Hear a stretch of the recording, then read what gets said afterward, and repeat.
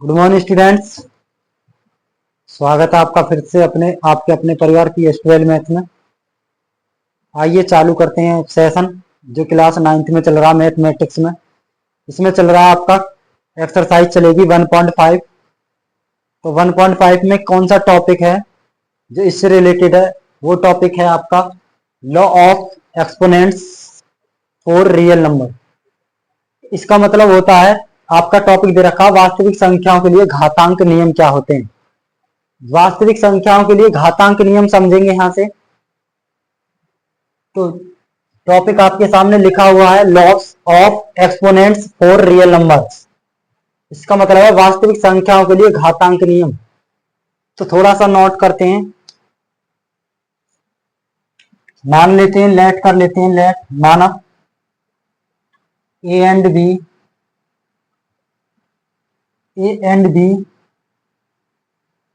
B the base. A and b को हम base लेंगे इसमें, a and b base and m and n are exponents with exponents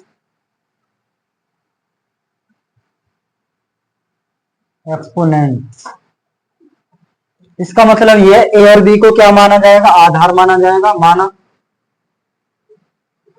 माना ए तथा B,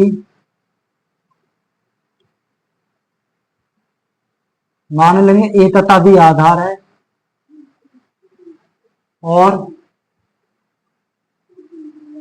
M तथा एन घात है, घातांक। समझ में आ गया आपके?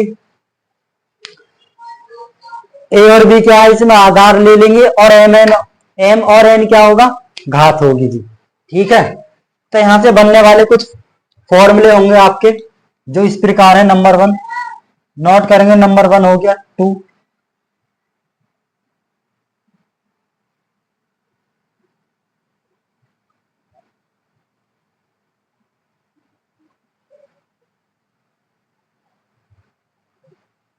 यहां से हम आपको 10 फॉर्मूले लिखवाएंगे जो एक्सपोनेंट से रिलेटेड है, घातांक से। समझ में आ गया होगा? तो इसमें देखेंगे पहला फर्स्ट फॉर्मूला क्या होगा। तो फर्स्ट फॉर्मूला ये होगा आपके सामने, जो आपका घातांक नियम होता है। यदि बेस ए है, ए की पावर एम है और मल्टीप्लाई में ए की पावर एन है। यदि आपके सामने लिखा हुआ है कि बेस होता है, बेस इसको बोलते हैं आधार। यदि बेस समान होता है तो उसकी जो पावर होती है, एक्सपोनेंट जो पावर होती है डिग्री, उसको ऐड कर देते हैं तो ए की पावर आ जाएगा एम प्लस एन। ये फर्स्ट फॉर्मूला है जो आपको याद करना है। ठीक है। सेकंड फॉर्मूला लिखेंगे, यदि ए की पावर एम है और इसकी भी पावर एन है। यदि ए की पावर एम, इफ ए की पावर एम की पावर होल पावर एन, तो इसका फॉर्मूला क्या बनेगा? यहां से ये बनेगा ए की पावर एम इंटू एन। ये जो आपके सामने लिखा है ए की पावर एम इंटू एन, ये आपस में मल्टीप्लाई ही है। समझ गए? एक फॉर्मूला और चलता है, यदि ए की पावर एम है और बटे में ए की पावर एन है, तो यहां से फॉर्मूला बनेगा, यदि बेस समान है और ए की पावर एम में डिवाइड हो रहा है, भाग हो रहा है ए की पावर एन से, तो यहां से बनने वाला फॉर्मूला होगा स्टूडेंट्स एम माइनस के एन। इस वाली पावर को ऊपर को ले जाएंगे न्यूमरेटर में पर, तो पावर घट जाएंगे, सब्ट्रैक्ट हो जाएंगे। ठीक है। फोर फॉर्मूला होगा आपके सामने।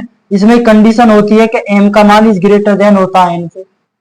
इसमें एक कंडीशन होती है कि एम का मान इज ग्रेटर देन एन होता है, मतलब एम का जो मान होगा इसमें वो ज्यादा होगा एन से। ठीक है।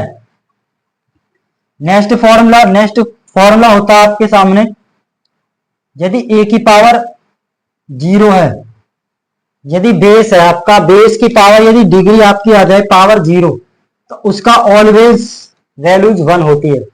यदि ए की पावर आ जाए, किसी संख्या की पावर 0 हो, तो उसका मान क्या होता है? 1 होता है। याद रखना। ठीक है।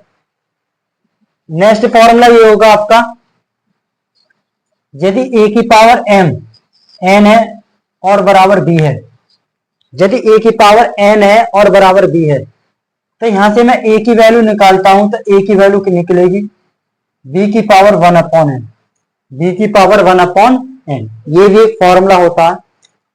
नेक्स्ट फॉर्मूला लिखेंगे, आपका नेक्स्ट फॉर्मूला होगा यहां पर,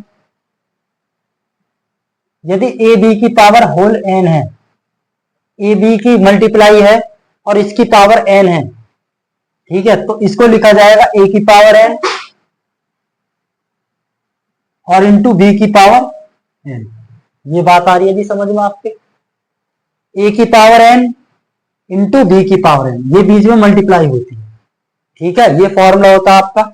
यदि ऐसा आ जाए ए बटे बी की पावर होल पावर एन है, तो इसको लिख सकते हैं ए की पावर एन बटे बी की पावर एन, सेपरेट कर करके लिख सकते हैं। इस पावर को यहां पर ले जाएंगे इसके आगे, इस वाले पर, और इस पावर को इस पर ले जाएंगे, ठीक है। अब देखते हैं नेक्स्ट, नेक्स्ट फॉर्मूला होता है, यदि ए की पावर एम बराबर ए की पावर एन है, समझ लेना, यदि ए की पावर एम बराबर है ए की पावर एन के, देन तो यदि बेस समान है और इक्वल का साइन है बीच में, तो इनकी पावर को इक्वल कर देते हैं, एम बराबर आ जाएगा एन के, एम बराबर आ जाएगा एन के। ये फॉर्मूला होता है, काफी इंपोर्टेंट फॉर्मूला है। नेक्स्ट फॉर्मूला लिखेंगे, यदि यदि ए की पावर एम है और बराबर में बी की पावर एम है, समझ लेना, देन तब यदि ए की पावर एम और बी की पावर एम है, दोनों पावर सेम है, आपको दिख रहा है यहां पर दोनों डिग्रियां सेम है। जब दोनों पावर सेम होती है तो क्या करेंगे, ये जो बेस होते हैं इन्हें इक्वल कर देते हैं, समझ गए। तो यहां बनेगा ए बराबर बी आ जाएगा, A equal to B, A is equal to क्या आ जाएगा, बी के बराबर आ जाएगा, समझ गए आप। नेक्स्ट फॉर्मूला होगा आपके सामने,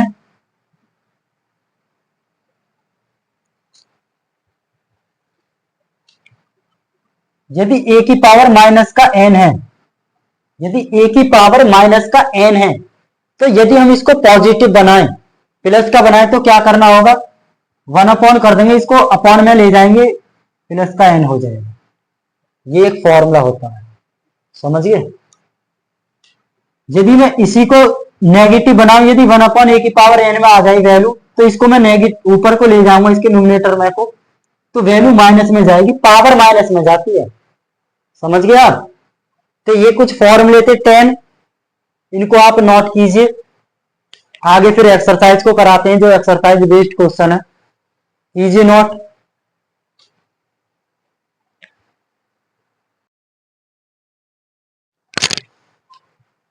हमने आपको 10 फॉर्मूले लिखा दिए, 2 फॉर्मूले और होते हैं एक्स्ट्रा, उन्हें और लिख लेते हैं।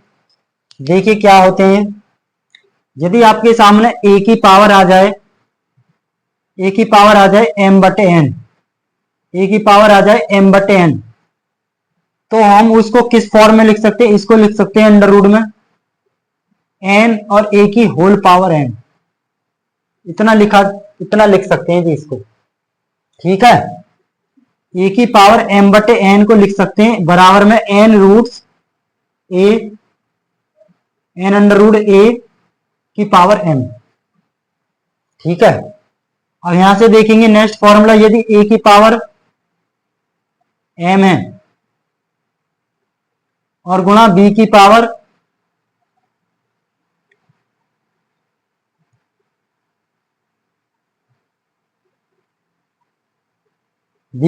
भी एम है, यदि ए की पावर एम और बी की पावर एम है, तो इसको लिख सकते हैं हम ए बी की पावर एम, ए बी की पावर एम,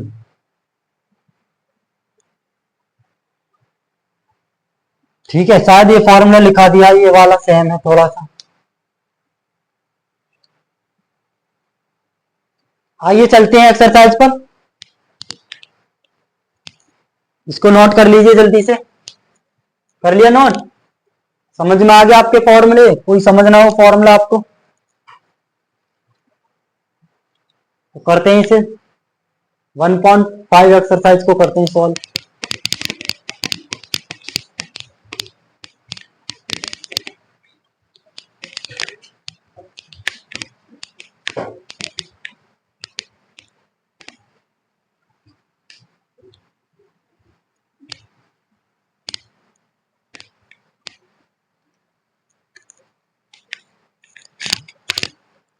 आ जाइए 1.5 एक्सरसाइज आपकी चल रही है।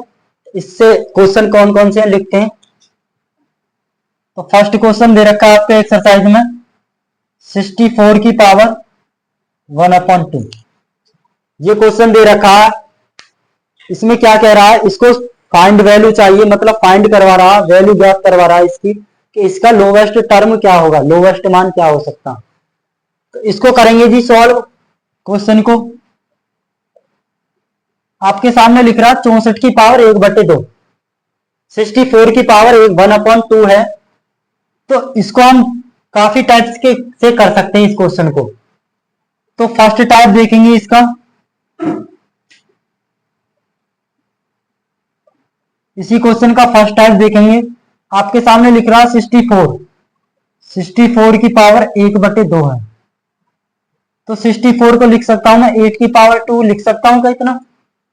64 जो होता है 64 जो होता है 8 का वर्ग होता है, 8 का स्क्वायर होता है 64, 8 8 जा 64, 8 8 64। अब इसकी पावर कितनी दे रखी है 1/2, समझ में आ रहा है।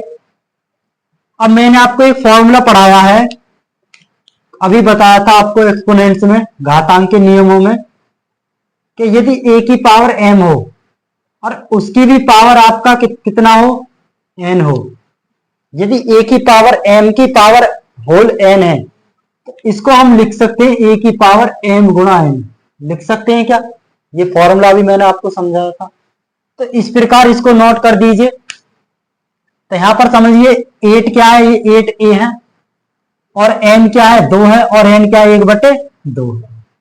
तो इसको लिख सकते हैं 8 की पावर 2 और गुणा का साइन लगा दिया और 1/2।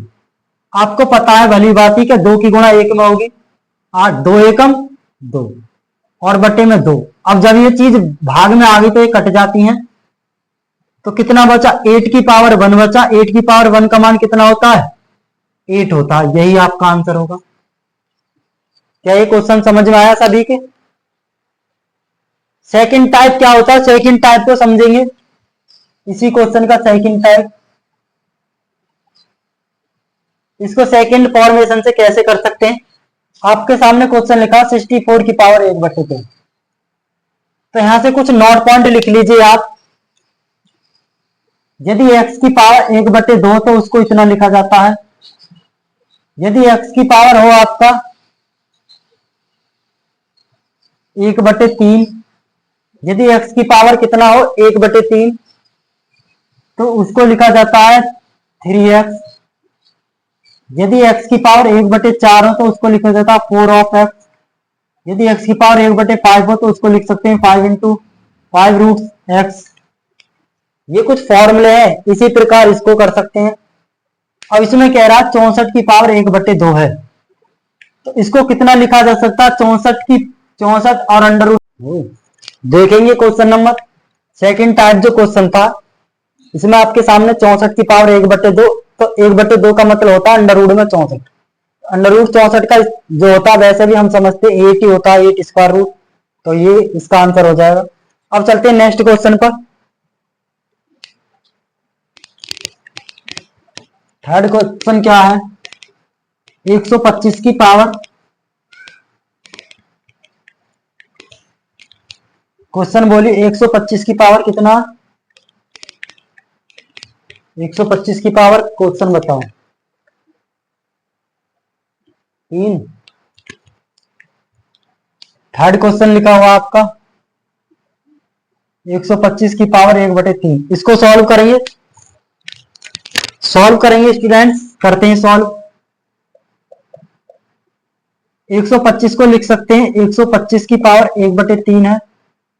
इसको लिख सकते हैं 5 की पावर 3 कर सकते हैं। क्वेश्चन आपके सामने थर्ड क्वेश्चन दे रखा है 1.5 का। ये कह रहा है इसमें 125 की पावर 1/3 है।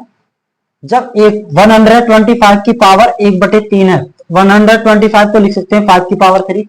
इसका मतलब होता है इसका मतलब 5 × 5 × 5। तो 5 की पावर 3 का मतलब क्या होता है 125, और इसकी पावर 1/3 कितना है 3 है, तो इसको लिख सकते हैं 5 की पावर 3 और गुणा 1/3। इससे खत्म, कितना बचा 5 बचा। अब चलेगा next question, question number second. आपका सेकंड पार्ट चलेगा, ये थर्ड था।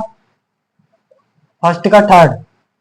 अब सेकंड का फर्स्ट बोलिए क्या है क्वेश्चन, बुक में से बोलो। 9 की पावर 3/2। सेकंड क्वेश्चन बोलो। 32 की पावर 2/5। अब बोलिए आप